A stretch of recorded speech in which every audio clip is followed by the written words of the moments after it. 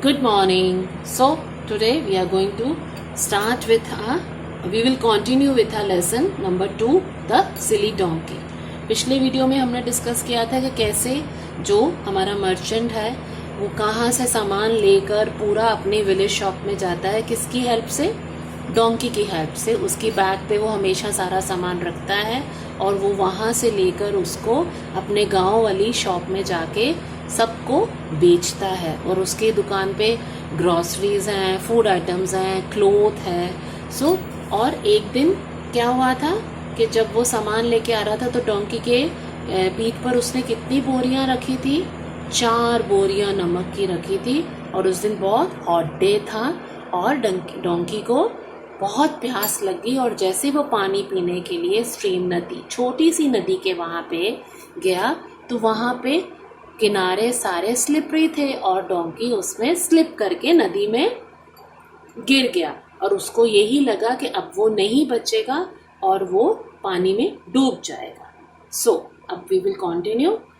Listen it properly, बिल्कुल ध्यान से सुनेंगे। Suddenly a strange thing happened ईडी। देन स्ट्रेंज मतलब बहुत ही एक स्ट्रेंज, अचानक से जो हम कभी सोच भी नहीं सकते हैं वैसी चीज हुई।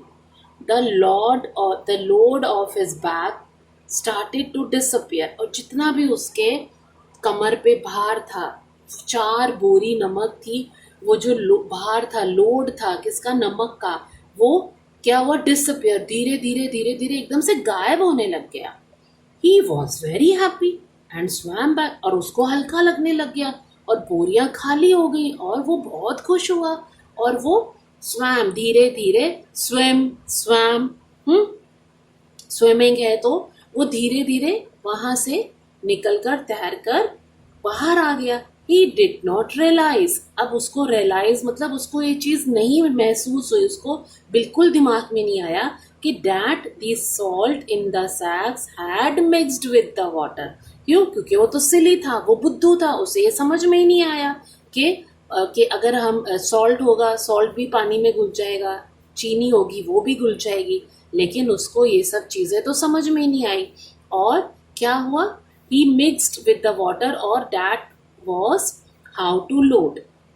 He didn't realize that the salt in the sacks had mixed with the water, and that was how the load had vanished मतलब बिल्कुल गायब हो गया। उसकी बोरी में बिल्कुल नमक रहा ही नहीं, वो सारा vanished हो गया। मतलब वो सारा पानी में घुल गया, सारा नमक उस नदी के पानी में पूरा मिक्स हो गया।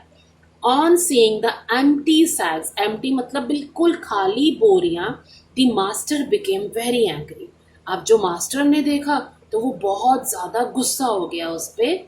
He said, "You silly donkey, don't ever go near this stream if you have a load on your back।"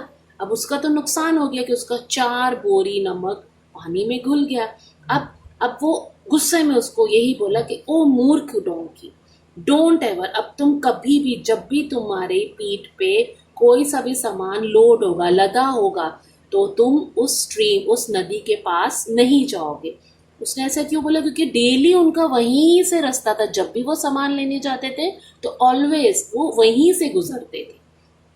The next day, the merchant put a load of cotton clothes on the back of the donkey। अब next day वो merchant वो जमींदार जो merchant था वो क्या खरीदने गया? वो क्या खरीद के लाया? सौदागर क्या खरीद के लाया? कपड़ा, क्लोथ।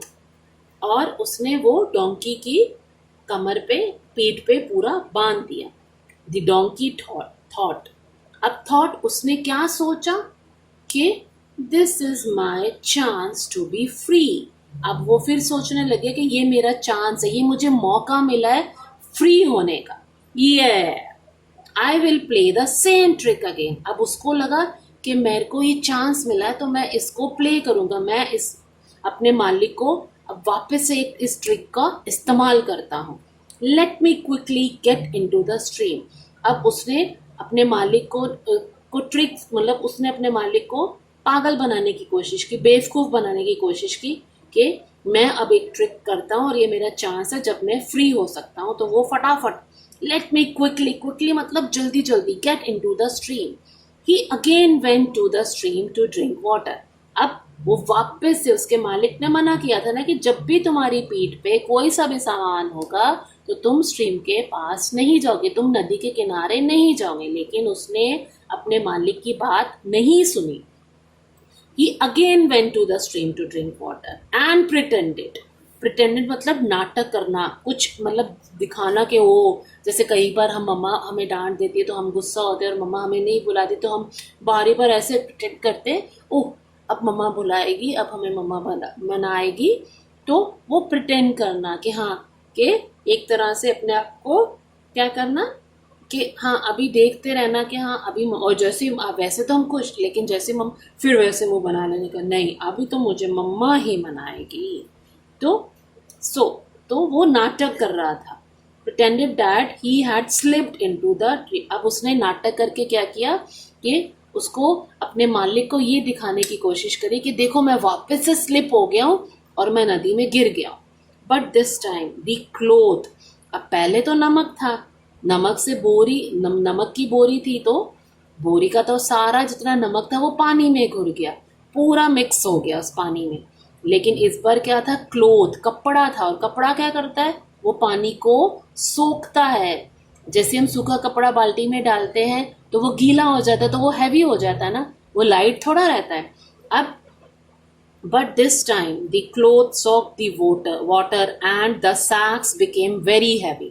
और जितने सैक्स थे, अब उसे थोड़ा पता था इसमें क्या है, तो बोरियां थी, तो उसको वो सारे बहुत भारी लगने लग गया। The merchant heard the cries of the donkey. और जैसे जो सौदागर था उसने अपने उसकी गधे की आवाजें सुनी, क्राइज चिल्ला रहा था वो, बचाओ बचाओ बचाओ। ही रश्ड, वो रश दौड़ कर भागा, भाग कर वो कहाँ गया, वही स्ट्रीम के पास गया। Seeing the donkey sink he shouted.